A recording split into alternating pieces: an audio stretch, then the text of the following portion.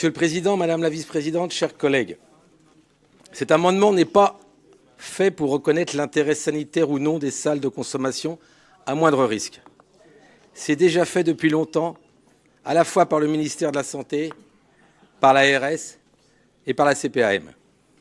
Mais pour solliciter une somme destinée à ouvrir des plages horaires supplémentaires pour ce centre destiné aux malades et donc pour combattre cette addiction.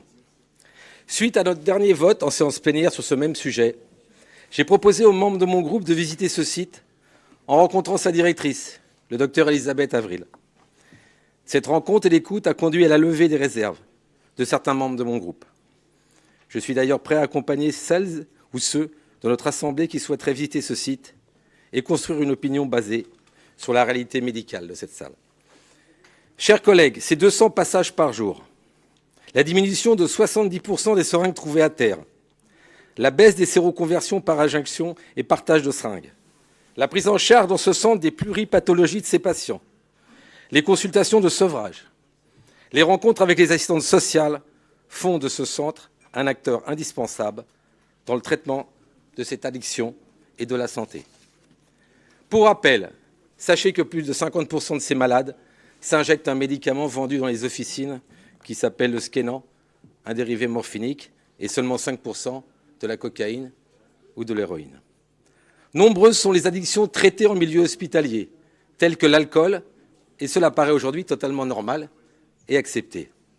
Alors oui, ces structures doivent exister et s'inclure absolument à proximité directe d'un hôpital, voire intra-hospitalière. Notons d'ailleurs le vote favorable donné par la commission santé de notre Assemblée à cet amendement que nous vous présentons aujourd'hui. Notons le vote positif du groupe UDI Modem au Conseil de Paris sur cette salle de consommation à moindre risque. Mais le plus important reste nos réponses individuelles à ces questions. Ces femmes et ces hommes porteurs d'une addiction méritent-ils notre aide et notre soutien?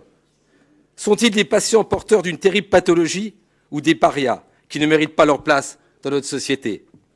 Sont-ils des bienheureux qui vivent dans la recherche de plaisir ou des femmes et des hommes brisés de la vie qui souhaitent échapper quelques minutes à leur terrible réalité?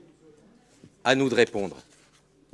Pour avoir conversé hier avec le docteur Avril, sachez que nous sommes le pays qui compte le plus d'addictions par injection. Nous aidons beaucoup d'acteurs qui combattent de nombreuses maladies. Nous nous devons de combattre ce triste record et cette maladie.